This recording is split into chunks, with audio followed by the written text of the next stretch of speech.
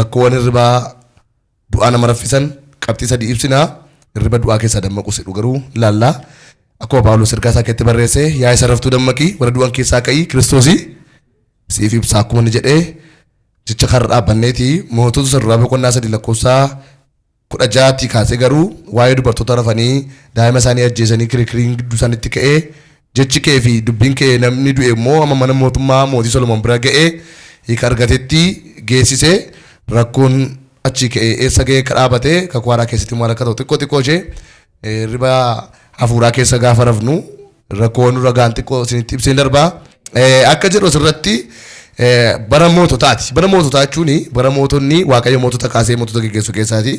Bara seenaa warra moototaa barreeffame keessadha. Kanaaf macaafa warra moototaa kan jedhame fiyyuu seenaa warra moototaa biyya bushaa turan tochi keessatti barreeffamaa ture. Kanaaf seenaa warra moototaa jedhama. Mootota sarraa salamaffaa kan jedhu seenaa baraa keessatti seenaa moototaa keessatti sakaamedha. Bara sana keessa bara mootiin Solomoon mucaan Daawit yookiin ilmi Daawit mootii ta'ee geggeessu sana keessa ture. Haa ta'u malee bara mootummaa sana keessa namoonni jiraatu akkuma garaagaatti jiraatanii dubbiin eegame tokko mandara sana keessatti ka'e. Bara mootii Solomoon keessa haasaa yaadame hin beekne sammuu namaa keessattis kun hin dhufadhame kan yaadame tokkotu bara mootummaa Solomoon dubbii wayiitu ka'e. Isa sanii ibsa. Dubbiin ka'e kuni xinnoo ta'ee ka'e waan xiqqoorraan ka'e hanga garuu mana mootummaatti ka'e saduwaa miti mootummaa isaa keessatti illee waan kana akka inni ogummaadhaan hiikeetti barreeffamee akka taa'u kan godhe waan xiqqoo tokkotu kaate xiqqoo mana isaa keessaa kaate tokko dubartoota lamatu daa'ima qabaayedha. Dubartoonni kun garaagarummaa guyyaa 3 daa'ima godhatan. Mucaa isheen dubartii ishee jalqabaa dhiira akka deessee ofii ishee haasofti. Isheen jalaa duute mucaa dhiira akka ta'e kaasa. Kilaasii tokkotti immoo galuudha. Mana kireeffatanii galuu ta'e hin beeknu. Kana biratti immoo seenaan ibsanii tokko jira. Abbaan manaan keenya bira jiran jedhani. Seenaan ibsanii jira. Gara olii isaa garuu dubartoonni kun ejjitootadha. Ejjitoota jechuun jedhee gaafa kaa'u afaan keenyaan kubee hin beekamaadha. Warra abbaan manaa hin qabne akkasumatti godhatanii jechuu barbaadeeti yookiin immoo abbaan manaa isaanii qabatamaatti kan irra hin jirre isa Yohaannis boqonnaa 5 keessatti caafamee jiru dubartii ishee Samaariyaa sana fakkaatu sanadha. Abbaan manaa isaanii hin jiru lama ta'anii kilaasii tokkotti galu daa'ima tokko qabudha. Dubartoonni kun jaalala qabu ture waliin jaallatu mana tokkotti kireeffatee namni wal galu iddoo tokkotti kiraa wal gargaaree galu mana tokkotti galu jaalala qabu jedhee yaada. Yeroo tokko garuu dagannaa xiqqoon tokko jaalala isaanis hin diidde mucaa isaanis jalaa ajjeeftee waa'een isaanii mootummaa keessatti hin ka'e lola waldhabdee guddaadhaan ga'e. Waldhabdeen xiqqoo isaanii dagannaan xiqqoo isaanii waldhabdee guddaa godhe waldhabdeen guddaa isaanii mana mootummaa keessatti mul'ate. Kana duwwaa miti seenaan isaanii illee maraatti haasa'ama warra hirriba rafee daa'ima ajjeese ta'e hafe. Waaqayyo hirriba rafanii nama mul'ata ofii ajjeesuu nu haa oolchuu jedhaasin. Waan na dhibe tokkotu na dhibe iddoo kana akka itti gaafa mootummaa fuulduratti ibsite dubartiin daa'imni jalaa du'e jecha isheen ibsite tokko na dhiba akka jetti. Ani nan rafan ture isheenis hin rafti ture daa'imni koo guyyaa 3 hangafaa fi taansee ishee ture guyyaa 3 booddee jettee kaasteetu lamaan keenya yeroo rafne daa'ima keenya wal jala ciifnee rafnaa. Ani nan rafa mucaa ishee gangalatteetu ni ajjeefteetti akka gangalatte akkamitti akka isheen agarte hin beekon akkamitti akka isheen ajjeefte iyyuu kanaan himatti utuu gangalachaa jirtu agartee maaf irraa hin kaachifne kan jedhu naaf gaaffii. Ani nan ciisan ture suutattee mucaa koo maal gooteedha. Na laa fuutee kan ishee maal goote innaa isheen suutattee dhageesse sana maaf hin agarre isheen akkamitti agarte mooshi akkamitti agarte suutattee fuutee kan ishee moona jala keessee jettee yeroo sana ilaalti isheen isaa fidde dhagaa kana kan jedhu ammas gaaffiidha. Sadaffaatti mochisitti maal jetti beektu harma gaafatti qabuu dhaqu mucaanii harma hin qabatu du'eera waan ta'eef mucaa harma qabachuu hin beekne iyyuu hin beektu du'aadha isheetu moona jala kaa'etti hin gangalattee ajjeefteetti soo deebitee maal jettu dhumarratti immoo beektu amma chisitee kaatee gaafa laftiif immoo fuulliif immoo adda baafadhee keenan mucichi immoo akka hin taane hin bareette hankootiin achi yerootte soo ajjeeftii naa kennite waan ta'eef mucichi kan koo miti jetti mucichi dhuguma kan ishee miti dhagaan dhugaan asii dhugaannee fudhannu mucichi maal ishee miti kan ishee miti akkatti ajjeefte akkatti jala keesse maaliin akka ajjeefte qabatamaan garuu hin jiru. Kanaaf Solomoon maal jedhe beektu maaliif irra gangalattee dubartii kana hin himanne maaf jalaa fuutee jala keesses hin jenne ragaan qabatamaan hin jiru waan ta'eef akka jedhe kamiin fayyaan jennaan isa kana jetti isheen tokko achi baate guutummaa ishee seenaa ishee ibsitu isheen kun immoo eegga isheen na karakkarte guddisuu barbaaddee miti isheen immoo eegga isheen na karakkarte kan koo malee jette adda nuu baasa adda qooddannaa jette maal qooddatu daa'ima adda qooddatu immoo adda naa qoodaayi Akka gashin nan kootte isheenis sammuu maaliitiin daa'ima namaa guddisuuf yaada artiin guddiftu isheenis gadi baaftee gatuun maletu isheen ifteeyyuu sammuu maaliitiin daa'ima ishee kan galattee jeeftee nama biraa dhaabbattee guddifti hin danda'ama neeyyamaa sammuu dhumarratti waan tokko ta'e kottaadhe Solomoonnaan fidaa gaanaan kutannaa gaafa kutuu ka'u haati mucaa maal jettee adda baafachuuf jedheetti dhugaa adda baafachuuf jedheetti kennaa fi bakka isheen taa guddiftu jennaan isheen kun kutaa jennaan isheen sun immoo haa guddiftu bakka atti haati mucaa immoo deebite dhumarratti haati mucaa kanaa ishee kamii haa guddiftu ishee jettee akka ta'edha. Rakkoon gurguddaas kennan sadiin sin ibsa. Tokkoffaa irratti rakkoon bulchiisa abbaa manaa iyyuu jira jalqaba. Abbaan manaa eenyu akka ta'etu beekaniiru ta'e daa'ima sana akka itti bulchitan beeku ture. Rakkoon achi jira ture. Rakkoo irratti immoo rakkoo ta'e lama ta'anii tokko galuun immoo rakkoo cimaa ta'e dabalataa ta'e immoo dabalate. Lamaan isaanii rakkina isaan qaban immoo baay'ee rafan. As lubbuu jira itti gaafatamummaa jira daa'ima natti kennamee jira dhala koon na bira jira irra fuutu itti gaafatamummaa bal'aadha. Rakkoon sadaffaan baay'ee irra baay'isu. Jireenya fuuraa keenya keessatti gaafa rafnu rakkoo xiqqoo tokko furuu fudhadhamnee gaafa riba keenyatti fufnu hamma biyyi nuu furuu dhabuutti geenye jireenya keenya balleessina yookiin mul'ata keenya balleessina. Namni rafu tokko mul'ata isaa yookiin kaayyoo isaa ajjeesa. Kaayyoon dubartoota kanaa daa'ima godhachuudha waan ta'eef daa'ima godhataniiru kaayyoo isaanii garuu maal godhaniiru dhabaniiru. Hirribaa fuuraa keessa gaafa rafnu isa lammaffaa hojii ergamoota boqonnaa 20:9 dubbistan Phaawulos gaaf tokko baay'ee lallabadha lallaba halkan keessa harka walakkaa jechuun sa'aatii 6 ga'eera. Gurbaan tokko utuma sagalee Waaqayyoo barataa jiru utuma dhagaa jiru gurbaan kun hirriba keessa cillixee bade lafa namni taa'ee qotu taa'ee rafan immoo isa iyyuu immoo rafuu isaa duwwaa miti walakkaa namootaa taa'ee miti namni durumayyuu namni hirribatti baay'atu isa taa'ee xiggii irra deema hirrafee dib jedhee kufee gaafa ka'u hin du'e lafatti gadi kufee du'eedha akka malee rafuun nama ajjeesa Waaqayyo nu haa oolchu. Baay'ee raftu taanaan baay'ee hirribni sitti dhaga'ama taanaan waa'ee rafinaa fuuraa kaa kamittuu haa ta'u waan hafuuraatti waan saraffisuu jira taanaan tattaaffii siin kennu taanaan yeroo inni si gatu hin beekamu.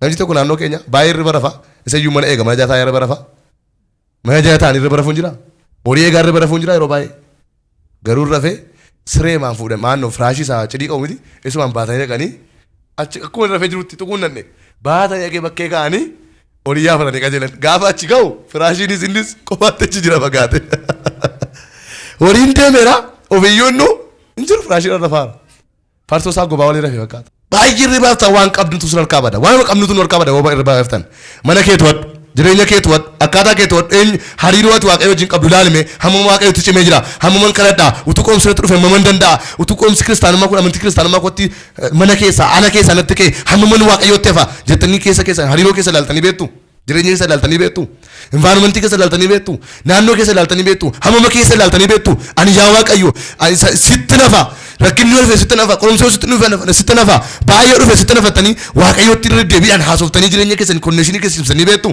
rakkinni tokko dhufe yeroo tokko yoo sokkitan yoo kuftan yoo baddan noo nagate namalee kan biraan beektanii gooftaa wajjin diina akkas hin taatan beekamaadha akkas gaafa ta'u kanaaf environmentii keessan akkaataa keessan ilaalladhaa hirriba keessaa dammaquu jechuun hammam akka nuti Waaqayyootti cimnee jirru ilaallachuun baay'ee barbaachisaadha. Kaalkolii keessanii qabadhaati Waaqayyootti cimuu kee ilaalladhu deemi cimaan jirtu taanaan jedhaa. Wanti sirraa mul'atu tiggii deemta jedhaa xiyyoo deemta jedhaa dabalaati.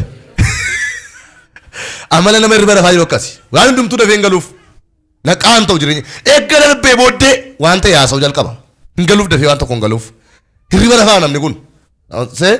Gurbaan kun yaadannoo qabatee dhaqee Phaawulos irraa barachuu jechuun salphaa miti nama Phaawulos irraa baratu jechuun kan akka Xiimotewos fa'aa Tiitoos fa'aa ture. Namoota jajjaboo turan bartoonni nuti gooftaa Yesuus barbaachaa turan iyyuu Phaawulosiin barumsa dinqisiifatanii irraa barachuu baay'ee barbaada. Sababiin isaa Waaqayyo sammuu Phaawulosiin jijjiireera.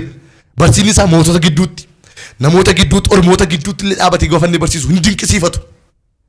Barsiisni Phaawulos barsiisu magaalattiidha. Waan hirriba nama qabsiisu miti. Tajaajila akka seera luboota illee seera barsiisu beeka. Dhaabatee seera barsiisuu keessaa ba'ee ayyaana barsiisaa jira. Ila ayyaanni akkasiidha. Yesuusitti kan amane akkas taa'ee barsiisaan beeka. Waa'ee lammaffaa dhalachuu barsiisa. Waa'ee jireenya afuuraa barsiisa. Hariiroo namootaaf Waaqayyo gidduu barsiisa. Barumsi kan nama raffisu miti. Lafee keessa deemee nama nyaata ture. Kitaabni Phaawulos barreesse gaafa dubbistan iyyuu macaafa qulqulluu jireenya keessan of dhabdu mendee akkam godhu jettanii of ilaaltu beeka. Gara kamittiin fudhadhu sin jechisiisa. Irra deebitanii afuuraan akkasiin dhaggeeffatanii sin godha malee fooniin kitaaba guutan akkasiin dubbistan hin barbaadu wantichi. Irra deebii sin gaafata. Gurbaan kun garuu yeroo rafamne keessa maaddii rafamne keessa rafe. Yeroo tokko carraa Waaqayyoo sinii kenne keessa gaafa raftan gadheedha. Dhuguma isinitti hima. Yeroo Waaqayyoo nu kenne keessa gaafa rafnu yeroo ni dammaqee utaalee fagoo ga'e nu gaafa dammaqnu garuu way carraa koo jenna.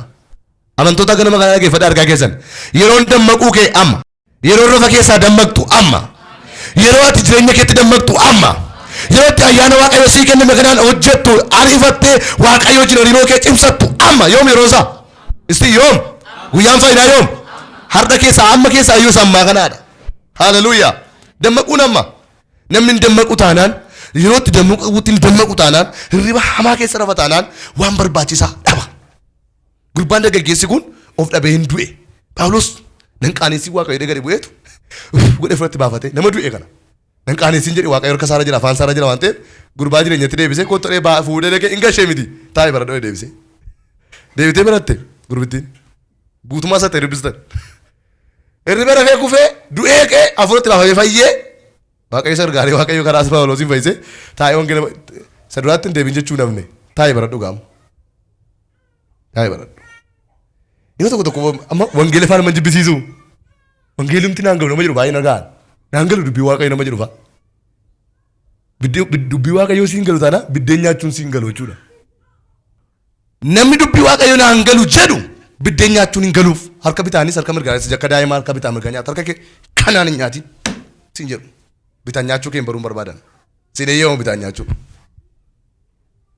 miti jira bitaan barsiisaan naati kutaa tokko faagaltu durgi tokko kaanii argamu naati kanaan hin barreessin siin jedha fuuggisoo baraa jirti kun jedha amantoonni seenaa gaafa hirriba rafan fuuggisoo baru fuuggisoo hiikkatu fuuggisoo yaadu maal faallaa ta'e sana.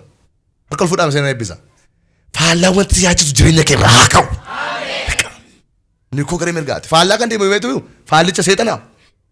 Kanaaf faallaa baruu keenya barbaada. Har'a dubbii Waaqayyoo naan galu naan hubatamu naan qabatamu nama jedhu tokko nama kamitti beektu nama rafaa jirudha. Riba fuudhaa nama rafaa jirudha. Waan hafuuraan nuun galu taanaan ilma Waaqayyoo Yesuus Kiristoos ta'e manne waan hafuuraan nuun galu taanaan rafaa jirra baay'een keenya jechuudha.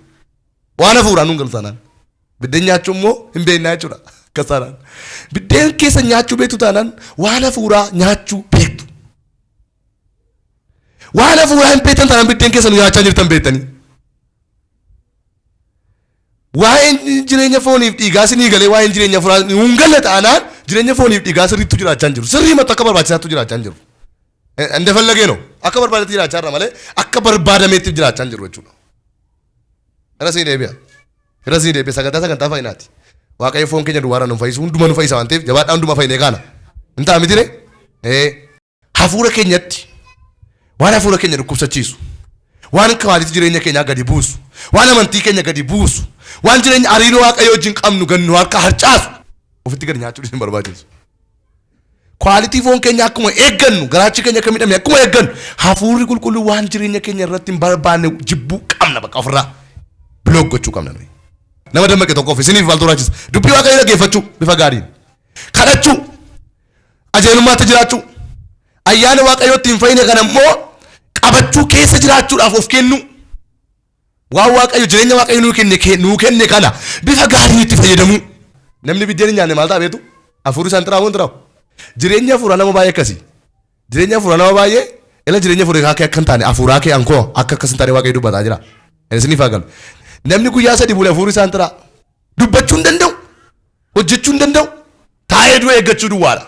Namni qoonqoon isaa beelee namni nyaata hafuuraa isaa dhowwate jireenya hafuuraa isaa dhowwate akkasitti hafuurri isaa dubbachuu dadhaba.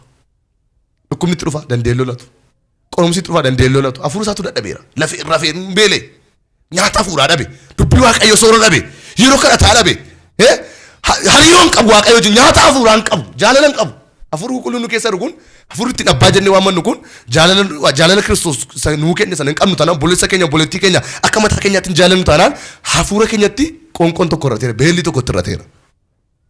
Waan Waaqayyo jedhe hin amannu taanaan hafuura keenyatti waan ta'e irrateera beela'eera. Jireenya hafuuraa keenya hariiroo keenya dammaskinee isa durirra caalaa dammaskinee riivaayivaali godhe sochii haaraa goonee hin kakaafnu taanaan hafuura keenya naanessinu ila tarreessa jabaadhume Waaqayyo abdiisii qaba jedheen jabeeffadhu taanaan tarreessa kottadhame Waaqayyo wajjin waa hojjenna waa kadhanna meerra waa qonna meerra mee waan gaarii haasofna jedhee tarreessaa kana jajjabeessee gara Waaqayyootti hin cimsu taanaan tarreessaa hafuuraa kana isa keessoo kana dhiyeessu taanaan hafuura kootti irrataan jira jechuudha. So namni beelee moo dandeen deemu dandeen hojjetu. Hafuurri keenya gaafa beele'u gaafa dadhabu akka barbaachisummaa isaatti hin fiigu. Hin lolatu dandee. Inni cuucama gadi bu'a. Waaqayyo ganama kana tokko tokko keenyan akkasuma hin jaraamee jiraasin. Hafuura kee dammasqadhuuf hin jedha Waaqayyo. Hirriba du'aa keessaa ka'iru hin jedha Waaqayyo. Namni amanu qofa harka isaa fudhata amantiidhaan. Haaleluyyaa. Waaqayyo hafuura keef si haa dammaqsu. Akkati dammaqtuuf harka kee mirgaa si haa qabu. Harki ol kee kun harka Waaqayyootiin haa qabamu yee. Meetii koo hin qabama jabeessaa jedhaa maaloo. Nan jajjabaadha jedhaa maaloo. Ameenyatanii tuusin. Haaleluyyaa. Mana koota fudhatti dadhabe. Jilba koota fudhatti dadhabe. Hariiroon Waaqayyoo wajjin qabu tura harkatti laafe. Maaloo naa kadhadha namni jiru xiqqoodhamu. Cal jedheetu na dabbara keessa kooti jedha. Keessa kooti maal ta'a? Na dabbara jedha. Wantichi dibbirti biraa miti. Amma nuti ani keessa furaa hariiroo koo Waaqayyoo wajjin kutee. Walitti dhufeenya koo walitti bu'iinsa Waaqayyoo wajjin godhee ka'ee bakka bashannana babbareedaa konkolaataa babbareedaa jireenya babbareedaa qeen jaadhalee keessi koo dibbirtiidha ammayyuu. Maaliif beektu? Foon kootu waan barbaachisu argate malee hafuurri koo immoo dabbaree jira. Keessi koo na gammadu. Keessi koo na dhifu yoom gammada beektu? Godoo caccabaa keessaa ta'u mana wayii tool seenee haa ta'u namoota qatan gidduu seenee garuu narraa ifatanii naa kadhatanii natti hafuura qulqulluu natti waamanii gaafa ka'an garuu keessi koo soodaree san naqe caalaa iddoo bashannanaan deeme caalaa keessi koo na gammada baqa. Hallelujah. Maaliif? Hundee gammachiisaa lubbuu koo wajjin wal arge gaa. Faayisaa lubbuu koo wajjin wal arge gaafa namoota amantoota gidduu taa'ee Waaqayyoon koo naa kadhatan. Shavraa diyaanaa maasaa diyaa. Gammaduu jechuun koo bakka qulqulluu dhaquu miti. Gammaduu jechuun iddoo jirtu teessanii hariiroo keessa Waaqayyootti cimsuu jechuudha. Ameen jiraasin. Hallelujah. Gamoo guddaatti galanii gammadaa miti namni beekaa. Yookiin immoo biyya geeddarate biyya akkasii galee gammachuu argata miti beekaa. Ilma Waaqayyoo Yesuus Kiristoosiin namni ofirratti moosifate ayyaana isaa hafuura isaa dammaqsate yeroo hundumaa gammachuutti jiraata. Ameen jiraasin. Harka keessa namaa saba lafadhaa bara baraan gammachuutti jiraachuu siif haa ta'u. Bara baraan hafuura Waaqayyootti gammadaa jiraachuu siif haa ta'u. Eebba kee keessatti gammadee jiraachuu siif haa ta'u yaa. Hallelujah. Ameen jettanii tusin. Mee gammadaan jiraadha dhaabee alaa. Hafuurri koo hin dammaqeedha. Hin rafu kana booddeen jedha. Hafuurri tu keessi dammasku sii dhufeera. Phexrosin gaafa rafe Phexros rafee abdii kutannaa keessa rafe malee maneedhaa keessa ta'anii harkaan hidhamanii miilaan hidhamanii hirribni namatti dhufu tokko iyyuu hin jiru beekaa amantoota. Hojii namoota boqonnaa 16. Miilli namaa hidhame harki namaa hidhame sakkiin namarraa baafame borra jeefamuuf qopheeffame rafi namaa hin jedhu tokkumaayyuu. Garuu Phexros maal keessa rafe beektu Waaqayyotti of gate miti. Nan du'a sittu hedheetu rafe akkasumatti hirriba yaaddoo rafe. Isuma taa'anii rafan beektu. Taa'anii yaadni nama badu beektu akkas ta'e Phexros. Iddoo ichi doon mana fisu miti garuu hin rafe ergamaa Waaqayyo dhaqeetu dadhabaadha waan ta'eef hin gargaara. Akka Phaawulosiif Sillaas hin faarfatu hidhaa kee taa'e. Rafeera. Abdiin isaa kuufeera. Yeroo tokko tokko akkasiin kadhachuu dadhabdan kan sin godhu hin jiru joo. Kadhachuu qoromsi sitti cimee baasni sitti cimee nan kadhachiisuu didi. Mee waldaan nageessuu dida keessa kooti. Akkasiin godhaa yeroo tokko tokko hafuuratti laaftan. Mee kadhadhu kadhachuu dhanii dib jettanii raftu. Sinitti ulfaata. Mee naman kadhachiifadha sin dhowwa. Mee abaluun munaaf haa kadhattu lak cic. Yeroo sana maal gootu beektu hin maasaniina. Maqaatti tokko duwwaa dubbadhaa. Na qaqqabii Waaqayyoodha. Hin qaqqabu Waaqayyo. Mis harka fudhaa nama qaqqabu jira nama afur shantu jira. Si qaqqaba Waaqayyo. Iddoo ati jirtutti giraafayitiin 9.8 harkisu waa ka'annaa kee gadi hin buusu. Si qaqqaba baankee. Shaavaaraariyaa. Na qaqqabi gaafa ati jettu si qaqqaba Waaqayyo. Yeroo sana Hamamuta furasii qopheessa loltuu furasii qopheesseetu akkuma Phexrosin geesse.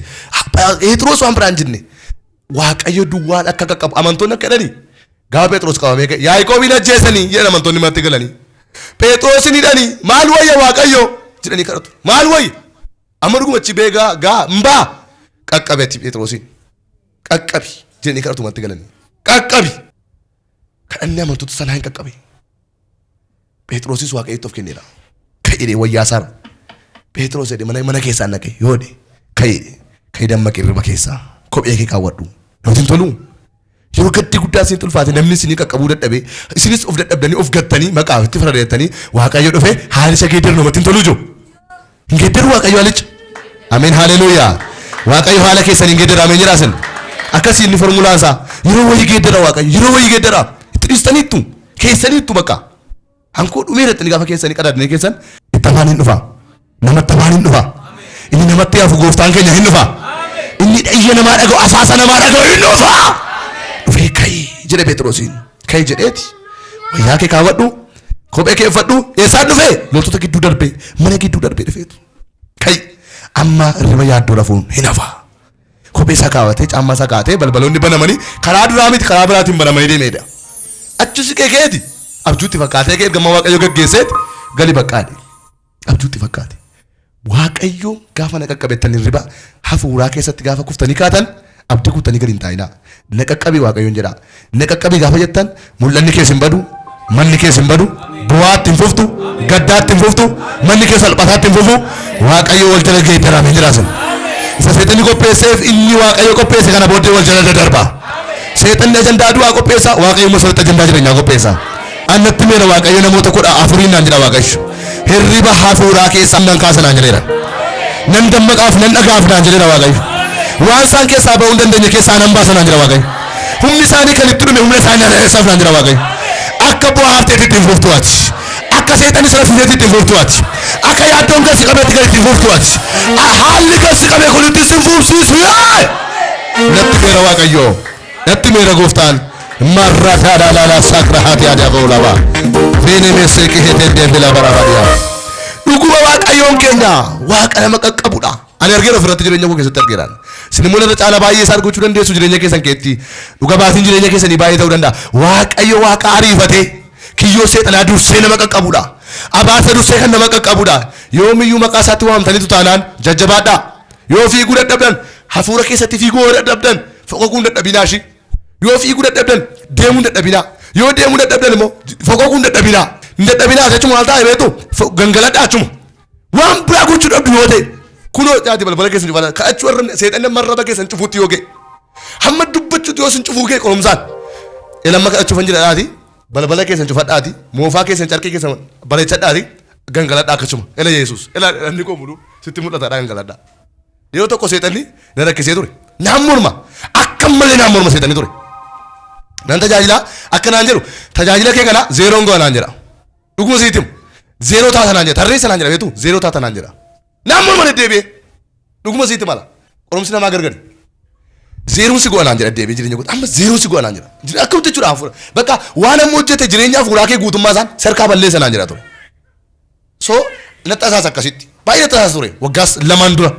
Akka tina sastas narkisa namon ma debe kadachun naka narka da udaka kadachun naka namon ma ture nin cime debe saboda wangelayin to ko jira bayi ne cima da bayi ne gudda da na kadadu me jenna na kadachu jal kabe amma ga do fi ko le chura debe namide dabon kadade debe maka Waaqayyo alfat dabon kadade kana debe yon kadachu dake zero sarka go nan jira nan debe yon gujala man so ma dege tan saati la ma so men be ga debe nin debe makana de Yesus gooftaadha. Si duwwaa qorama miti nama baay'ee qorama. Gooftaa dafee ni qorama malee. Ameen jedhama no. Shaakisiin bakka dhugaa bakka asina tafuursa meerre mate haala na daalchise sabooddi wangeelaa irraa daawwatan naa kadhume maaloo naa kadhatee di. Zeeroo asi gochaa seetanni jedhee qopheesse Waaqayyootu guutuun dhufaa jira waan ta'eef seetanni tasaasaa jira seetanni tasaasu wangeelaa inni itti hime. Haaleluyyaa Waaqayyo karaasaa. Zeerootti tokko dabalamee naan jedhee. Akka jechuun Waaqayyo jireenya hafuuraa kee tajaajila kee guddisuu waan jiruuf seexanni duwwaa gochuu barbaadee jira. Noo naan jedhee Waaqayyo karaa sanaa. Isa booddeen xinno hafuurratti deebi'eera. Waggaa lama qorame hin jedhamiti waggaa sadii guyyaa lama qorame guyyaa lama ulee kan. Qormaata guyyaa lama takka na jiraadha. Si waggaa baay'ee qoramuu hundeessuun beekon. Waaqayyoof ana gidduu namni wanti deemu jiraannaan sa'aatiin tokko nutti ulfaatanaan. Naaf Waaqayyo gidduu sa'aatiin tokko gallaan hin cimanatti. Dhuguma cima. Ngeessan hin beekola. Gaafa isinii jajjabaattan hafuurri qulqulluu isinitti dhiyaata. Haaleluyyaa. Jajjabaadhu isin jedha. Humna sii guuta. Hafuura kee eebbisa. Ati duutti deemaata miti. Kasaruutti deemaata miti. Ilma Waaqayyo Yesuus Kiristoos jireenya kee qabateera. Haaleluyyaa. Mee ani eebbifamee dhabeessaa jedhamanoo. Ameen jettaniitu isin. Hafuurri qulqulluun haadha keenya irra caala nutti aana beektu miti. Kanaaf itti dammaquu qabna. Uffata keenya isa nutti aanu irra caala ayyaana Waaqayyo nutti aana. Dhoksaa keenyatti himanna. Mee galaati mana keessan keessatti jireenya keessan keessatti hafuura keessan keessatti Waaqayyoon galateeffadhaa kadhadhaame dammaqaame cal jedhaati waan agartuun laaltu lolli isinitti kaa moo'icha argattu wasiilli keenya tokko akkas jedha kasiilli keenya tokko gaafaan kadhannaa kadhadhu qorumsa natti dhufaayidha qorumsi asiin funaaneet mataa koo qabataayidha namoonni akkasii jiru gaafa waldaa dhaqufaa natti baay'ataayidhu gaafan galu gaafan dhiisu qorumsan qabu hunda'uun jiru gaafan kanniisa tuttuttee deemuu hin danda'amaa damma kee fudhattee. Dama fudhattee deemuu dandeessa hiddamaa fudhatta damma. Gaafa kadhachuu dhaqxan Waaqayyootti dhiyaattan Waaqayyootti cimtan qoomsa cima taanaan caalchisaatti cima.